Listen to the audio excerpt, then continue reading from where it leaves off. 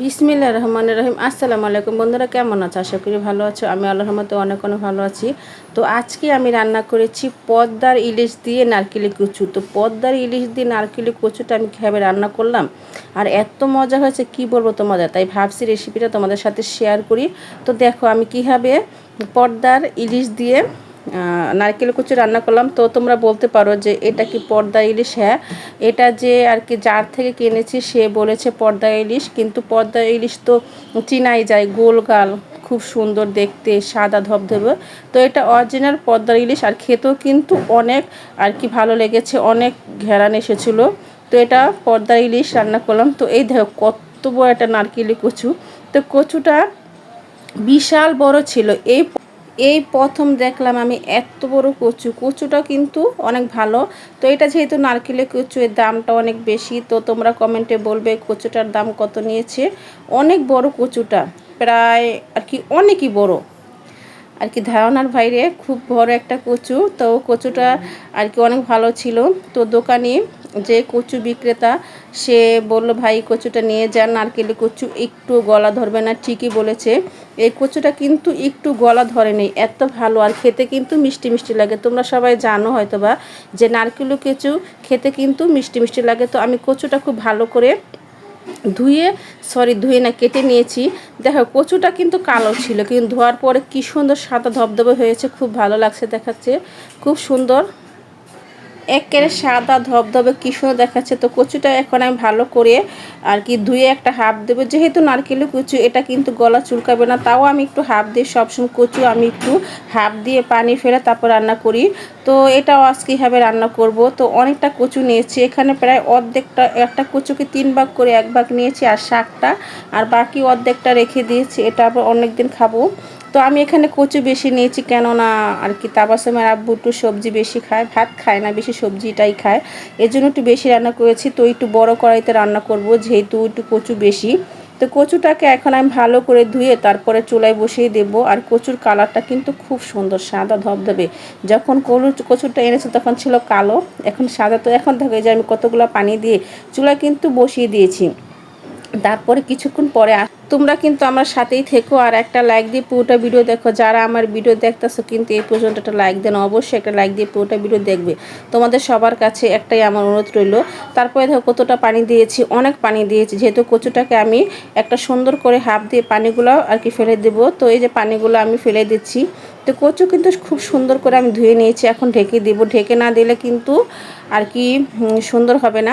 তো এই দেখো এখানে আমি ইলিশ মাছ, 2টা ইলিশ মাছের শুধু আমি আর কি টুকরা নিয়েছি, আর মাথা লেজা ধুয়ে দিয়েছি। আর কি মাথা লেজা আমি আর কি অন্য একদিন খাবো। তো এখানে দেখো প্রায় 5 পিস মাছ, 6 পিস মাছ রান্না করব। তো মাছগুলো কিন্তু ডিম, পেটে কিন্তু ডিম ভর্তি। তো ডিমওয়ালা মাছ কিন্তু আমার ছেলে মেয়ে খুবই পছন্দ করে। এই দেখো 2টা মাছের 2টা মাথা, 2টা লেজা, এই 2টা মাথা লেজা ধুয়ে দিলাম। অনেক সময় আর কি কিছু দিয়ে পুঁই শাক বা কচু শাকের দিয়ে ইলিশ মাছের মাথা খুব মজা হয়। তো একদিন ভাবছি রান্না করবো। এই দেখো কি সুন্দর আর কি ফুটে গেছে, পানিটা কিন্তু ফুটে গেছে, একটা বলক চলে এসেছে। এখন এই পানিটা কি করব, আমি একটা খাঁচিতে সুন্দর করে ঝরা দিয়ে দিব। আর কি যেহেতু কচু রান্না করতেছি, এই জন্য এই পানিটা যদি উঠোনি আর কি গলা চুলকায়, তাহলে কিন্তু আর চুলকাবে না। আমি জানি যে নারকেলের কচু কখনো গলা চুলকায় না, তাও আর কি পানিটা আর কি ফেলে দিলাম। অনেক সময় অনেকের গলা ছিল, কিন্তু আমি নারকেলের কচু যে কচু খাই আল্লাহর রহমতে আমার গলা একটু চুলকায় না। আমি আর কি কচু লতি সবই খেতে পারি। আর একটা কথা বলতেছি, ধোয়ার কারণে আজকের ক্যামেরাটা অনেক ঘোলা হয়েছে। তো এই দেখো আমি কিন্তু একটা খাঁচিতে ঝরা নিয়েছি, এখন চুলায় বসিয়ে দিয়েছি একটা পাতিল। তারপর অফ ক্যামেরা দিয়ে দিয়েছিলাম পেঁয়াজ, তারপরে তেলটা আমি খুব ভালো করে ভেজে নিয়েছি, একবারে ভাজা ভাজা করে নিয়েছি। আর কি ক্যামেরায় দেখাচ্ছে না, কিন্তু খুব সুন্দর করে ভাজা হয়ে গেছে।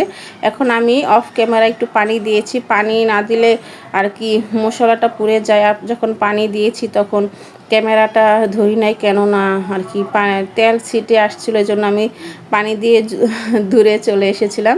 তো এখন পানি দেব, তারপরে সব ময় মশলা দিয়ে দেব। আজকে তো আমি কচু দিয়ে ইলিশ মাছ রান্না করবো, এই জন্য আমি কোনো বাড়তি ময় মশলা দেবো না, শুধু হলুদ ফাঁকি, মরিচ ফাঁকি আর স্বাদ মতো লবণ, আর দেব হলো আদা বাটা। কিন্তু আমি ধনিয়া, জিরা এগুলো কিচ্ছু দেবো না, কেননা ইলিশ মাছে কোনো বেশি ময় মশলা অ্যাড করলে কিন্তু এর টেস্টটাই চলে যায়। ইলিশ মাছের যে আসল একটা ঘ্রাণ সেটাই কিন্তু পাওয়া যায় না। তো এই দেখো আমি কিন্তু খুব সুন্দর করে মশলাটা ভালো করে কষিয়ে নিই। আমি সবসময় মশলা খুব সুন্দর করে কষাই, যদি সুন্দর করে কষানো হয় তাহলে কিন্তু একটা হলদে ভাব থাকে। তারপর দিয়ে দিলাম আদা বাটা, এখানে আমি 1 টেবিল চামচ আদা বাটা দিয়েছি। সব আজকে একটু মশলা কম দিয়েছি, যেহেতু কচু আর ইলিশ মাছ রান্না করবো। কচু আর ইলিশ মাছ যে এত মজা, যারা যারা খেয়েছো তারাই বলতে পারবে, অনেক টেস্ট, অনেক মজা কচু আর সাথে পদ্মার ইলিশ। তো এখন ওই যে বললাম আমি অফ ক্যামেরায় আর কি হাফ দিয়েছি, সরি অফ ক্যামেরায় তো না, এই যে হাফ দেওয়া, এখন কচুটাকে দিয়ে দিলাম। তো ভালো করে নিয়ে নেব। দেখছো কতগুলা কচু, এর জন্য একটু বড় পাতিল নিয়েছি। তো কচুটা কালার কিন্তু খুব সুন্দর চলে এসেছে, কালারটা খুব সুন্দর, দেখো কালারটা কি সুন্দর হয়েছে। তো এখন আমি ভালো করে নিয়ে এখন দিয়ে দেবো পানি। তো পানি আমি দিব একটু বেশি, যেহেতু কচু রান্না করতেছি, ইলিশ মাছের ঝোল, একটা পাতলা ঝোল রান্না করব। তো ইলিশ মাছের ঝোলটা কিন্তু খুব ভালো লাগে। তো কার কাছে ইলিশ মাছের ঝোল ভালো লাগে অবশ্যই কমেন্টে জানাবে। আর কারা কারা কচু দিয়ে ইলিশ মাছ কারা কারা পছন্দ করো অবশ্যই কমেন্টে বলবে। আমি জানি যে কচু দিয়ে ইলিশ মাছ সবারই পছন্দ, তো অবশ্যই বলবে। তো আমি কিন্তু অফ ক্যামেরায় ইলিশ মাছগুলো ভেজে নিয়েছিলাম, এখন দিয়ে দিলাম। এখানে আমি 7 পিস ইলিশ মাছ নিয়েছি, এখন দিয়ে দিলাম। তো যখন ইলিশ মাছগুলো দিয়েছিলাম তখন ক্যামেরা একটু ঘোলা ঘোলা হয়েছিল, কেননা ধোয়ার কারণে অনেক সময় ক্যামেরা ঘোলা হয়, এজন্য আর কি স্পষ্ট দেখাইলো না। প্লিজ বলুন তোমরা সবাই এটাকে ক্ষমার দৃষ্টিতে দেখো। আর ধোয়ার তো সেটা আমার হাতে নেই, সেটা ধোয়াটা তো চলে আসে। অনেকের এই সমস্যা আর কি, কার কার এই সমস্যা হয় অবশ্যই একটু কমেন্টে বললো। তো সব সময় তো আর এই সমস্যা হয় না। এই যে এখন দেখছো কালারটা কি সুন্দর হয়েছে, খুব সুন্দর কালার, আর মাছগুলো খুব সুন্দর দেখাচ্ছে, আর ঘেরানটাও খুব সুন্দর আসছে। যখন আমি সকালে রান্না করছিলাম তখন থেকে গ্যাসটা কমে গেছে, আমি ভাবছিলাম আজকে মনে ভালো লাগবে না, কিন্তু বিশ্বাস করে খুব ভালো লেগেছে। আর এখন দিয়ে দিলাম গাছের কাঁচামরিচ। এখানে দুটো গাছের কাঁচামরিচ নিয়েছি, কেননা আমার কাঁচামরিচ ছিল না, যেন গাছের থেকে ছিঁড়ে 2টা কাঁচামরিচ দিলাম, প্রথম ভুলে গেছিলাম, এখন দিয়ে দিলাম। তারপর এখন আর কি ঢাকনা উঠে দেখাচ্ছি কোন পর্যায়ে আছে। তো এই দেখো আমার আর কি কচু দিয়ে ইলিশ মাছের রেসিপিটা কিন্তু প্রায় হয়ে গেছে। এখন দেখছো কালারটা কি সুন্দর চলে এসেছে, আর একটুখানি হলে আমার হয়ে যাবে কচু দিয়ে ইলিশ মাছ। তো এই দেখো খুব সুন্দর হয়েছে কালারটা, আর মাছগুলো খুব সুন্দর দেখাচ্ছে, আর ঘেরানটাও খুব সুন্দর এসেছে। বিশ্বাস করো যখন খেয়েছি তখন এত ভালো লেগেছে ধারণার বাইরে। কচু দিয়ে আবার নারকেলের ইলিশ, এর স্বাদ কখনো ভোলা যাবে না। তারপরে দেখো কালারটা দেখছো, শুধু কালারটা দেখ কি সুন্দর হয়েছে কালারটা, যে দেখবে তার কিন্তু খেতে ইচ্ছে করবে, এত সুন্দর কালার। বাহ, এই রেসিপিটার কালার দেখে আমার মনটা ভরে গেল।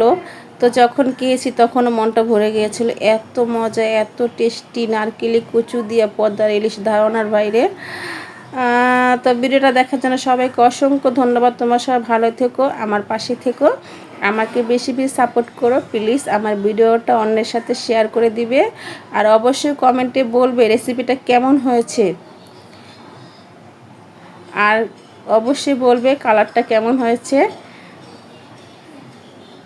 খুব সুন্দর একটা রেসিপি তোমাদের সাথে শেয়ার করলাম, খুব ভালো লাগলো। তো সবার জন্য মন থেকে দোয়া ও ভালোবাসা রইল সবাইকে। আল্লাহ হাফেজ, ভালো থেকো সবাই।